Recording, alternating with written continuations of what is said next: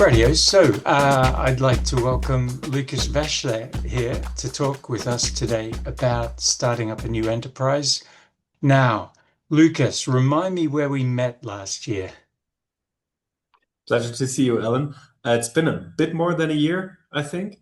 We met at the Reinvention Summit in Dublin, which was like there's a brilliant podcast that's been around for a while by Aidan McCullen, and he talks about theories in innovation and in change making, etc.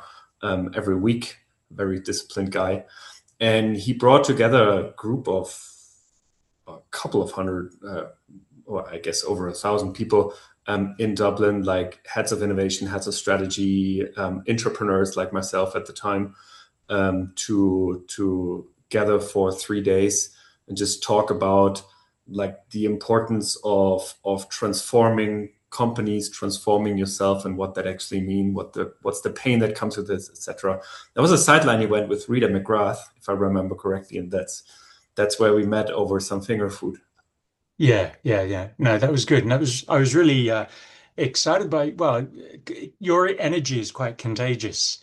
And you had this big idea you were building up to.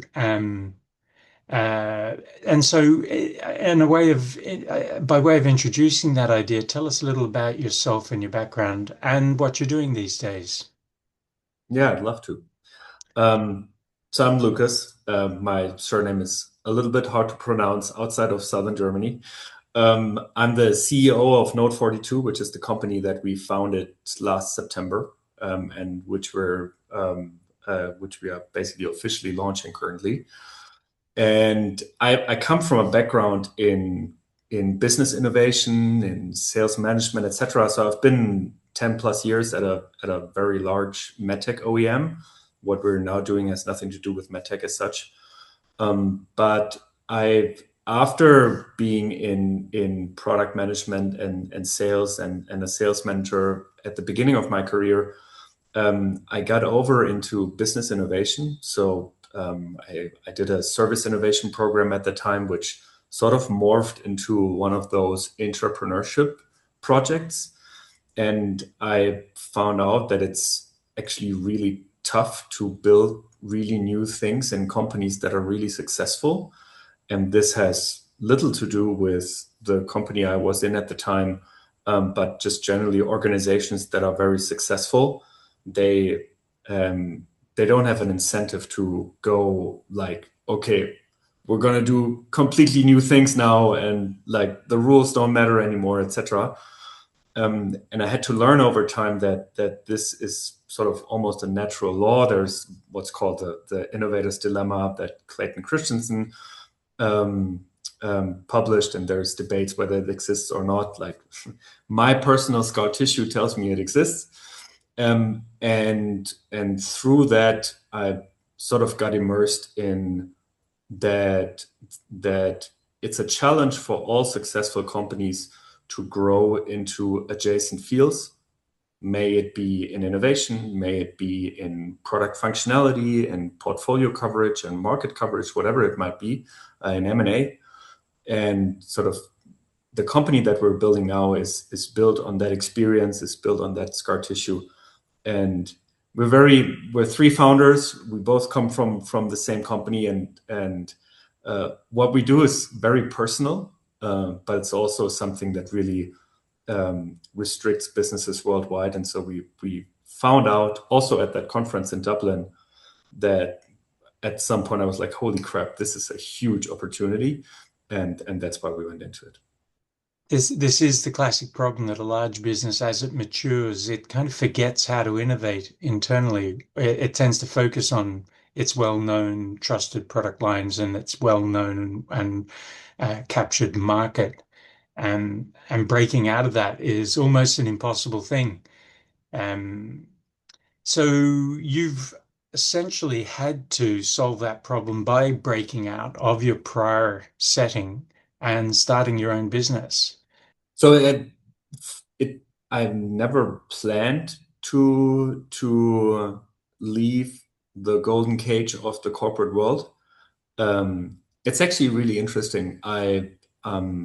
So I worked on those corporate innovation topics, and then so that's how I met Aiden. And sort of Aiden encouraged me to look around, and then I saw, man, like there's every innovation unit in on the planet, and basically every successful company has the same problem. And that was the one thing I discovered. And then I also discovered that essentially everybody reinvents the wheel all of the time, like everybody. I have this product, in which market could I go into? I have this product, which feature do I need in addition? I have this product, could I also sell it as a service XYZ? It's always the same type of archetype questions, if you will. And then the interesting thing is I was talking to folks in the candy bar industry, and I was talking to folks in big bad private equity, and I came from medtech, and the issue was exactly the same in all those companies. And the interesting thing was also that everybody like was acting, including myself, as if he or she was the absolute first person in history that had to deal with that problem. And then thanks to Aiden's show also, I started listening to those innovation theories and market theories, got immersed in the innovator's dilemma, in things like jobs to be done, in work of Gary Hamel about core competencies, etc. And then we started applying those theories in our project.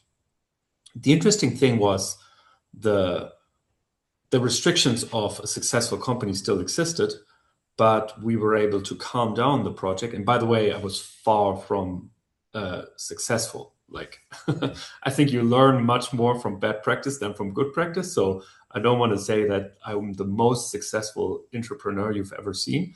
But the interesting thing was that I think every corporate innovator knows that nagging feeling on Sunday evening when you dread going back to the company on Monday morning and like, oh shit, which steerco am I going to run into now where I can't defend why I see the world how I see it. And the interesting thing about those theory frameworks was that they gave you a mental model to think in, and they gave you a language in how to communicate things about, for example, simple things like how do you define a market? There's always fight about those types of things. But if you have jobs to be done, you have a language in which you can talk about that. Even if you might disagree, you still have a language. And so I realized that there's this huge untapped source of, it's actually all in the books, you just got to read them. The problem is at scale, no one reads them. So I realized there is individual people that have sort of solved parts of the problem because they found the right frameworks and they're working with it, etc. And then there's a consulting industry that goes into company and teaches them jobs to be done, etc. Unfortunately, after 4 weeks, everybody has forgotten it. And it's simply impossible to teach an organization to do those things at scale in a structured way. And then I ran into one of my co-founders now, who's a brilliant data analyst, and also, besides being like a hardcore Python coder, he is also someone that got into like very new ways of databases and LLM supported coding, etc. very early on.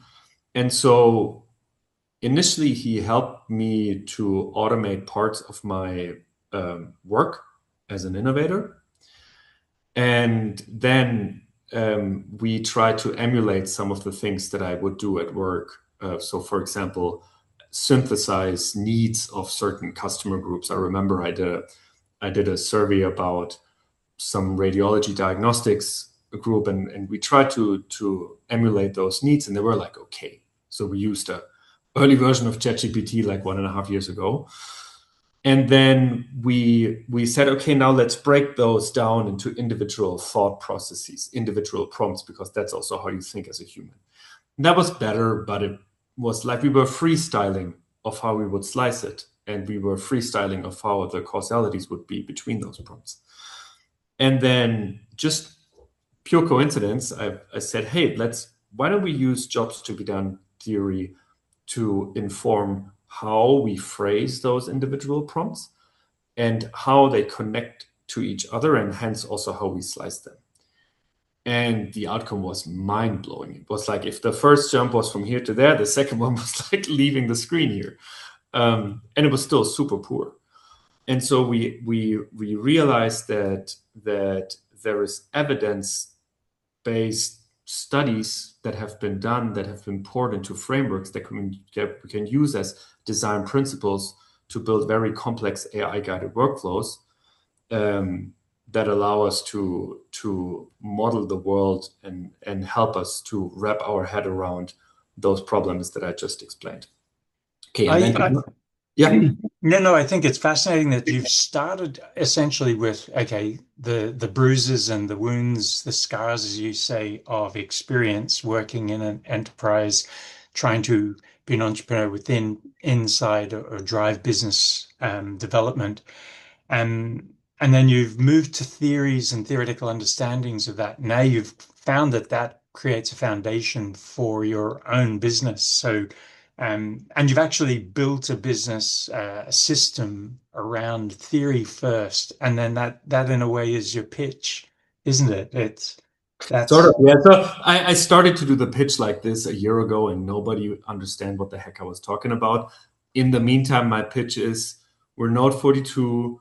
We're against all odds a German AI startup, and we build a platform that helps mid-market companies to identify and grow opportunities in adjacencies, and those might be across product, portfolio, market coverage, and M&A. So that's obviously a much tighter pitch. It was so painful to get to that pitch and understand that's what we actually do.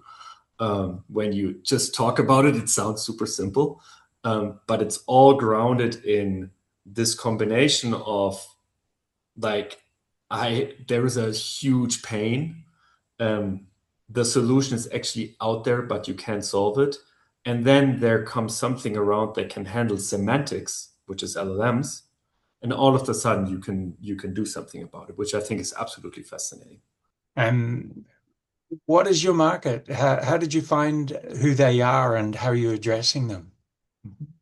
So yeah, we apply it. We have initial customers, like paying customers, and we have funding and everything.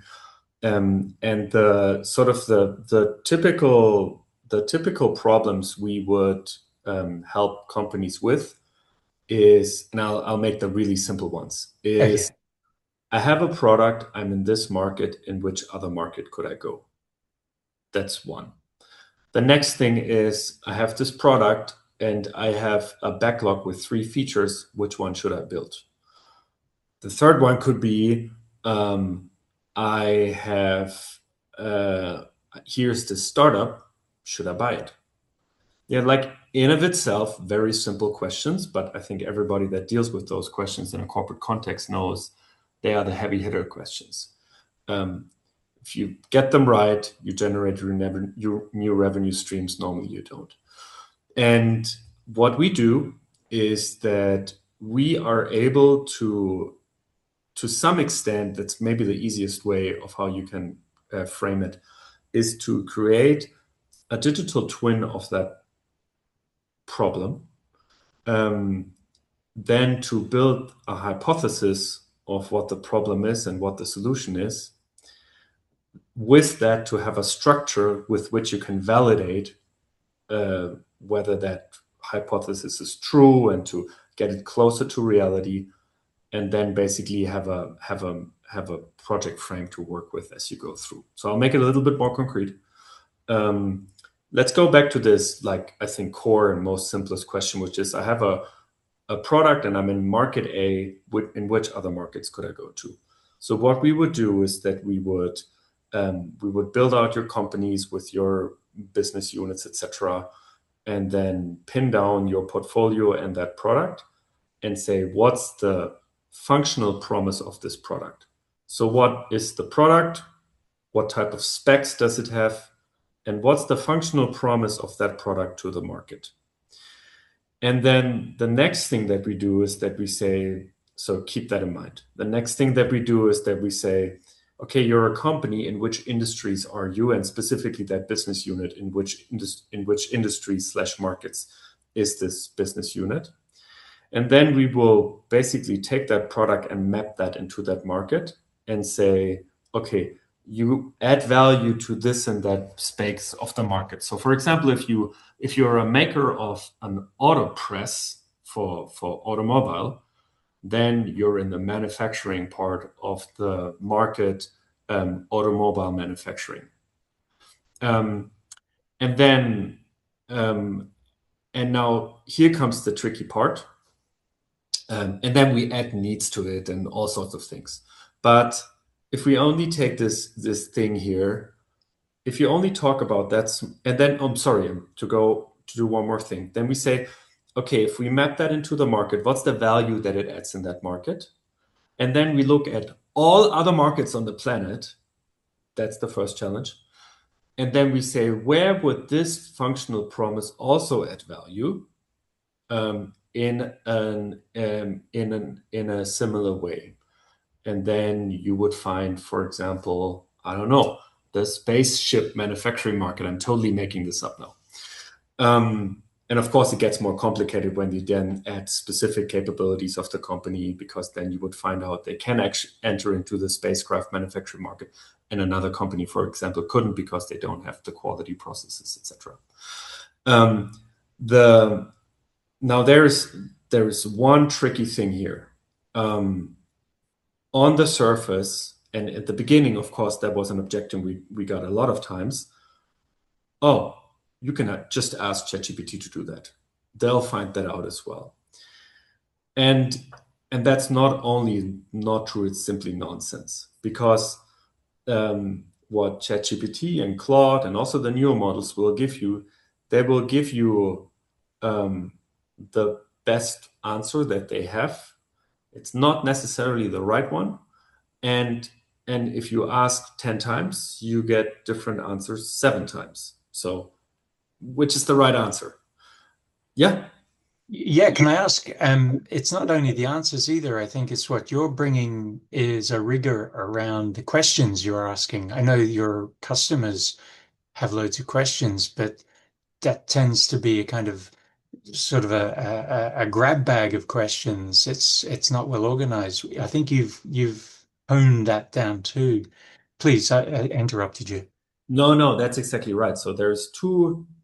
We tackle the problem at two sides, essentially, at the question, which you just mentioned, and at the approach of how to get to the answer. The question is that if I ask a question, why is competitor X better than I? That's not really the question I have. If you do question technique, then you get to the real answer, and it's like, I need to grow my market share. You don't really care whether the other one is better. You need to grow your market share. So the first thing is you need to pin down the question to what it really is about. And the fascinating thing is that's actually a pretty easy problem for an LLM interaction to do. It's just I pour questioning techniques into that, and then I can get you down into the deeper problem. And we have a collaboration with a brilliant guy from sort of the Triangle area in North Carolina that helps us with that. That's not the tough part. That is a tough part also. The second part is that if you say, I have a product, it has a functional promise, which other markets could use that functional promise? That's a huge question if you think about it. There's so many assumptions and tweaks that you can do. So what we do is that we say, this part here, that's a jobs to be done question. Yeah, I'm using jobs to be done theory because it's a handy example. So you can take that and you can break it down into its individual pieces. And what we essentially do is if someone asks a question like that, we dumb down the individual question to the smallest sliver that we could possibly do, into something like, what does the product produce as an output? That's a fairly easy question, and you will always answer it consistently. What does the market produce as output? That's a fairly easy question. An LLM can answer it, especially today. And then basically we take that big question that I just said, and we automatically slice it down into very small questions. And then the consistency and the correctness of the answer goes up dramatically. And there would be many, many more things to talk about. And we use classification systems that we can do apples to apples comparison, all sorts of things. Doesn't matter. But essentially I think the thing that we do different to a lot of the applications that you have out there, we're not analyzing we're not an analysis tool. We're not hey, can you tell me the needs that Alan has for podcast airing? We get a job done for a customer. And a job done would be a product management job in which other markets could I go into? Can you help me build the hypothesis, validate that, and then help me sort of to work through that project? That's the whole job. And not only can you analyze an individual market. For me, that's something where you have a lot of applications out there. And as Claude, etc., will get better, those individual applications will also die, I guess. Let's come back to the way your product and your service, because it's not just a piece of software or a system; it's a whole service. We'll talk about the specifics of that in a minute more, because I think that's fascinating. Your design, implementation, and the approach you have to presenting that. Tell me about the market you're addressing yourselves in Germany, the Mittelstand.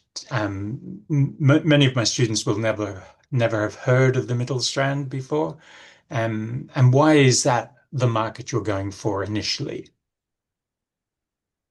Question very close to my heart. So we started off with the very large companies.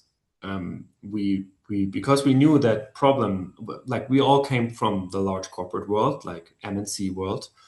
And so we knew that problem exists there. And that's the real innovator's dilemma issue, isn't it? It's the big companies that get frozen. Yeah. The interesting thing, the mid-market companies also, but the large one there, you really read it in the press. And so we came from that space, and we were talking about the concepts, and then we ran into those. Couldn't ChatGPT also do that question very quickly? And then when we then explained that, then the next question was, okay, if I want to have more detail, wouldn't I hire a consultancy company? And so we realized if we are building a business, if we are building a new category, a technology, we cannot start in the upper market, because you need perfection when you're there, and you need like a long history of references to manage the risk. And you kind of have to solve their problem of being stuck too. I'm sure there's a lot of people inside who are saying, "Yeah, we'd love to have this," but they have this huge inertia. I would say that the big difference between large companies and mid-sized companies is the risk of purchasing something, executing on a plan, and then not getting it right is just way larger, and therefore the appetite to partner with a startup that can't even phrase their value proposition correctly is like not really there, and I don't blame anybody for that. So we realized, or we didn't realize, we coincidentally, I also talked to an industry manufacturing company in the south of Germany where I live. And the south of Germany is particular in the sense that it's the industrial powerhouse of Germany. Like all of car manufacturing, essentially, not all, but the majority of car manufacturing is there. Huge concentration, yeah. And not just the big companies either. And the whole supplier infrastructure. That's the Mittelstand. They're also called like those hidden champions. Like there's a bunch of those hidden champions down there. and then we realized the difficult thing, or the particular thing about those hidden champions, or Mittelstand specifically, is those are companies that have been not only market leaders but technology leaders for decades, sometimes for 100 years. You see, this is the thing that I think is quite different. I'm not sure how distinct it is, but you're saying a lot of these Mittelstand companies in Germany they're not just outsourcing providers, they're not service providers as such. They're actual innovators, designers. They produce real value added for their clients. Is that right? Oh yeah, totally. Yeah. So they would be in a specific technology niche, um, most of the time really hardcore manufacturing, hardcore engineering, and be in a specific subcomponent, for a larger end product, like a car, for example. Like, for example, you would be a specialist on switches, for example. The other thing is something that you see a lot there is process industry. So I don't know, packaging automation, or quality control automation, or whatever you could think of. So a lot of suppliers of components, a lot of process industry, packaging, whatever you could think of, like heavy iron stuff, but always um, paired with a lot of engineering intelligence, a lot of sort of classical software intelligence. So it's not that that would be only like screws and cogs and Yeah, wheels. yeah. And do they actually own their own IP? Their IP generators, and they kind of control that themselves. Yeah. Like heavy IP generation there, and most of those, or many of those companies are either still family led, or it's the first generation of professional management teams after the sort of founder um, was the child of the founder, or like this is the typical constellation there. And if you think about that, and I think that that is so emblematic of the industrial challenge or transformation challenge in Europe overall, is that you have companies that have been wildly successful in their category. Um, they come from a very like straightforward way of management, founding family, children of the founding family, children of the children, now first professional management, um, and they don't have the corporate muscle to deal with, oh, the world is shifting around me, because they were always leading their category, and like they're super innovative, but they didn't have to deal with the needs are shifting around me. That's just nothing that was happening up until now. And now, as that happens, you have those two sort of problem sets on top. The one, the sort of the general innovators dilemma that also those companies have, because they're successful companies that don't want to endanger their existing business. It's an old machine and it still runs well on the surface.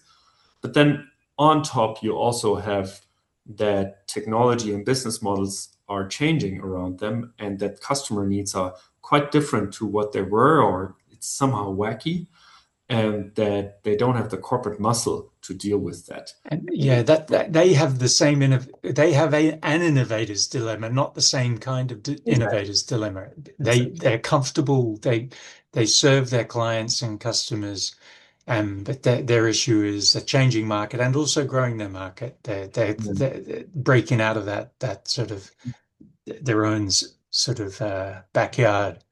Yeah. And we realized um, the discussions are quite the same as we know it. So if a product manager or an innovation manager now comes in and says, we are doing this today, but we need to go into this market as well because this market is going down, huge issues, like even finding the language to discuss that, and not getting into like, this is my opinion, this is my opinion.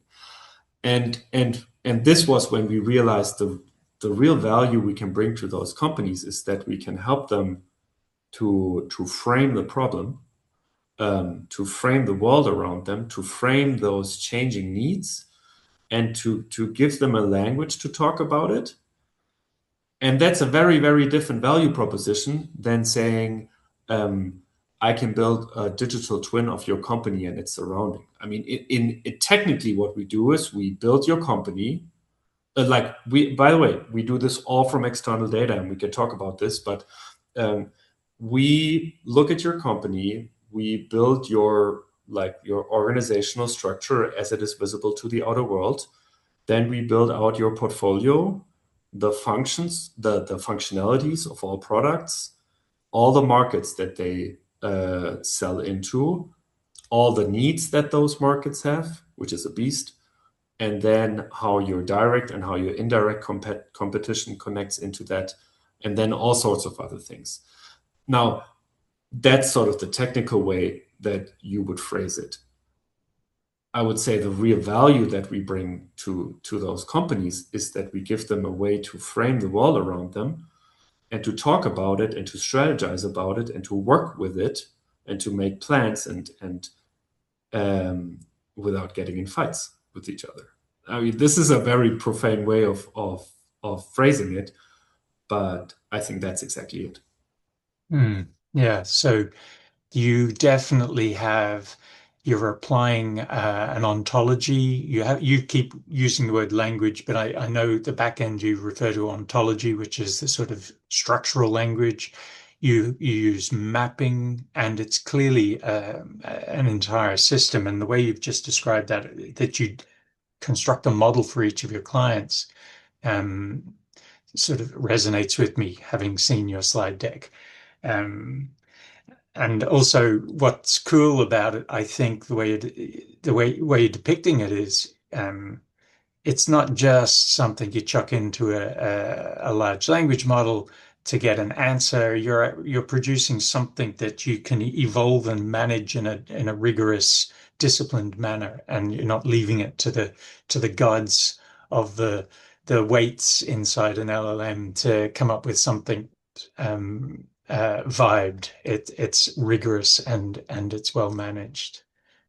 I think that the way we talk about the power and the limits of large language models is to some degree premature, and also wrong. If you think about how we use ChatGPT today, just as an example, or Claude, we put in a wacky question that is on one hand very complex, but on the other hand doesn't give any context. So we give very little information, and then it gives us a lot of information. Like, we know this long outputs that they are super well structured. They are phrased in the way we are used to talk English. Yeah, that's the way. So little input, a lot of output. No That's the context. standard thing that's a standard experience of using an LLM, isn't it? And that's what our popular understanding is based on. Yeah. The way that we do it is upside down. We provide a ton of context, because everything that we do, let's just call it the twin that I just explained, we have that stored in a large, highly interconnected, very structured graph database. So if your listeners are familiar with knowledge graphs, there sits a large knowledge graph behind that, which for everybody that understands those type of things is the absolute obvious thing to do. But it gives, no matter which question you put in there, it has a ton of very well-structured context. So you put in a question that is a very narrow question with a ton of context. And then what we would want as output is a sentence, or sometimes only a word, nothing more. And that's the opposite of how LLMs are often used today. Now, when we then reframe the power of LLMs, to me, or the most powerful thing, they do a lot of things, is not that you can ask a question you know nothing about and then you get an essay about it. That's also cool. But I think the real power is that that LLMs are capable to deal with semantics. And therefore, we can provide a well-drafted structure of what we want, and not only one, but a whole script of those interconnected. And then the LLM is capable of executing that command a million times in parallel in different contexts, exactly at the same way, and with the same precision and without deviating from it. And that's, I think, super powerful, because up until now we were used to dealing with commands and with numbers, etc. And now semantics and word comes to it, and that's really the new thing. Yeah, I might have given the wrong impression. You do have large language model functionality within um, the product. So you're harnessing it exactly for this purpose, ontology, language, semantics. But there's one really interesting thing, and I'm sorry if I can geek out for a moment. Um, are we an AI wrapper now? I don't know. Of course we use Claude and ChatGPT and Gemini and all sorts of things. We don't use Grok. That's a corporate strategy decision. Um, but so of course we use them, but I wouldn't call us an AI wrapper. Would be the same as if you would call a manufacturing company a cock and wheels wrapper. That's nonsense. Yes, they use them, but there's a whole IP around it. So I think that next gen of companies, you see, they just like us, we use LLM models as a means of production. Yeah, it's a production source, and we use other things as well. But I think that's the really cool thing that happens now, is that yes, you use them, you also use other things like databases, etc. And that's also why those types of companies are not in, like, you remember a year ago, you would have a startup that would be totally of inflated valuation, that would do PowerPoints or something else, I don't know. And then Claude has that functionality and wipes out those 40 million of valuation. Now that's something that can happen to us, because like, if we extrapolate of what Claude will probably do going forward, then it makes a certain thing better what we do. And maybe we don't need a certain ontology that we need today, but the overall thing is a whole workflow, is an orchestrated thing. And I think that's the big difference between those, what we call wrappers, and those things, which I find is interesting, because it, from my understanding, is this is where the value really begins. Before that, it's just witches. I think that's a really interesting concept, the notion that you just plug in a different general purpose AI. Your core structure stays the same, and is managed and grows as your business grows and you become better at what you're doing. And you just plug into the utility AI for the computational tools that it provides, rather than as the kind of black box. You have your own system that plugs into utility AI.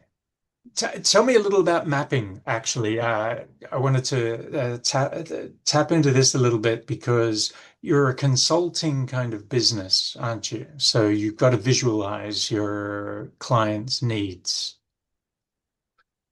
I wouldn't call us a consultant. So the purpose is really not, so we're really not a consultant. We Okay.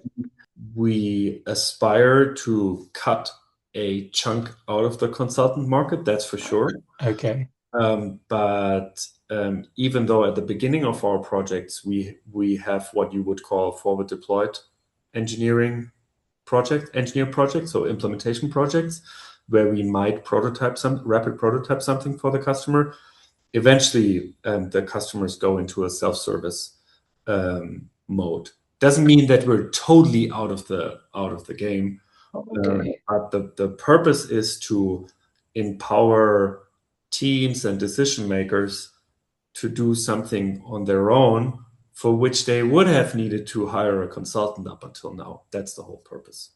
And you're leaving your clients, your customers, with this tool chain, that the software or a service that evolves with them, and that they manage the evolution of that themselves. But to be honest, not yet, because we're not there yet. Oh no, but we can plan. Is that the vision maybe? Yeah, and like not in 5 years, but next year. That's for sure the vision. Or with every module that we bring, that we commercialize to develop into a platform. The purpose is to take them by the hand and then let it go. Otherwise I wouldn't. If you recall sort of the initial pain that we come from, that you're on Sunday evening and you're like, oh, how am I going to survive this steerco? If you don't let it go, so if we don't let it go, we can't solve for that problem, because like in that situation, they can't hire a consultant. They need to be able to ask any of those archetype questions and everything around them, independently of asking their boss to doing it, or if they need to ask for additional funding to answer the next question, then it doesn't work. So can I try an idea out on you? The system is essentially a round trip business engineering framework, a round trip business engineering framework that you refine and use daily, weekly, monthly, every year. Yeah, exactly. So it comes with someone, but I know it's an agent. So again, agents, I think that's just a new way of interacting with software. So if you hire a Node 42, and you're sort of past that FDE project, that forward deployed engineer project, you get a teammate. And now, surprise, surprise, that teammate is called Clayton. So you have an agent is called Clayton. That's funny. And you work together with Clayton. So also the way that you will interact with Clayton is, and I'll get to mapping in a second, is very little through this thing here, through the mouse. It's a lot through speech, or like first text, then speech. Text is the basis for speech. Because let's say I would be in a market and I would look at, for example, the contract manufacturing market for pharma. And there is the market it has subsegments. One is cancer drugs, and one is, I don't know, sterile syringe filling. Like the normal thing would be, I would look at one of those CDMO companies and I would have a drop down, and with my mouse, I would select the subsegment I was interested in. Now, that's not the world we're in anymore, because you can only choose from a drop-down menu what's there. But let's say the user says, okay, I want to look at the pseudostatica subsegment. Okay, got that. And now I want to look at this and that, and then it's not there. Now, in the old world, we would be, okay, it's not in the drop-down menu, you can't choose. In this way, the user would be, Clayton, can you check that subsegment? I think it's there. And then sort of we would create it at runtime. Again, not today, but a year from now, this is definitely where we need to be. Or I give you another example. Something that we are currently building is that if you look at the customers in your market that we can build out, then we have an API that brings in all the stakeholders, the head of purchase, the production engineers, like everybody that is on LinkedIn, essentially. And then we can map the needs to them. So which needs do they have? Just super cool from so many aspects: sales, product management. You can think of a couple of things. Now, let's say that you want to sell a certain product and you say, give me all stakeholders that are relevant for this product in this market, basically the buying center for that product. And then the user says, I think there needs to be another stakeholder. And that's okay, because the first step, as I said before, is always a hypothesis. Like, we create the market, we create the structures, we create the stakeholders, but it's a hypothesis of what it is. Then when it starts to live, you validate that. And therefore, you also need to be able to say, I think you need to add something there. And then, of course, we are there to automatically validate whether that actually exists. The other thing is, and then I will stop because I got a little bit off track, is that validate step that we mentioned a couple of times now. That's, from my perspective, actually the real deal. Because one of the pain points that I had as a product or innovation manager was being able to talk to customers to validate an idea.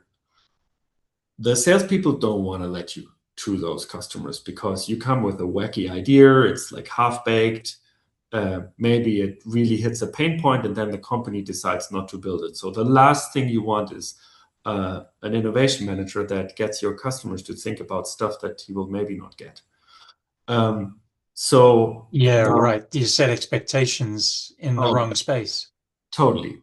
Now, if you think in this thing here, you create that market that you're interested in, that run that analysis that you're interested in. Now, as I said before, that's a hypothesis. It's also a structure, because everything that you do is built out in the database in the back, and every node, which is why we call it node 42, is a data point on which you can validate against. So take any transcript from a customer meeting and validate it against this data point, and then you can add a verified or falsified. So over time, as you send your salespeople into customer calls, you collect those transcripts, as you apply certain research agents to browse through IP databases or news reports or whatever, you collect verification and falsification for every one of those nodes. So over time, you get statistics test where, okay, this one has been robustly verified or robustly falsified. Then you know it. And that's when you think about mapping out that world, the first step is to frame it so that everybody can look at it and understand it. The next thing is to add those little things that say verified, falsified. And that's when the real understanding begins. And if you think about, that's crazy, because you can basically take transcripts from customer meetings anywhere on the planet at any time in any language, and you can verify or falsify your assumptions or insights that you had in the first place. And that gives you a whole different way of interacting with your sales team without disturbing them, with reference customers, etc., etc. I think that's really cool. And that's something that's when I say it's not just about doing something in the LLMs. Getting to that first hypothesis is difficult, but it's only the first step. Sorry, Yeah. I deviated. Yeah. Yeah, mapping can come. We'll have to have another session on mapping. Yeah. Because I think at least your pitch deck and the way you're talking about Node 42 is that it's quite convincing and compelling, because you do use visualizations well, be it workflows, be it a knowledge graph type thing, or even mapping it through to geographic and spatial geometry. Then maybe I can say one thing to that, Alan. So one thing on the mapping is, I think one of the toughest things to talk about is customer needs, because it's so important, but it's also so abstract and it's so hard to tackle. Totally.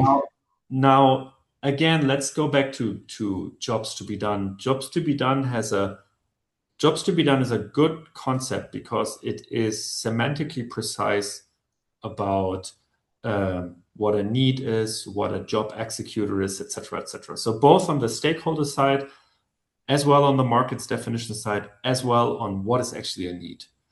And it gives you frameworks to depict of how important a need is and how the perception is of how well it is served.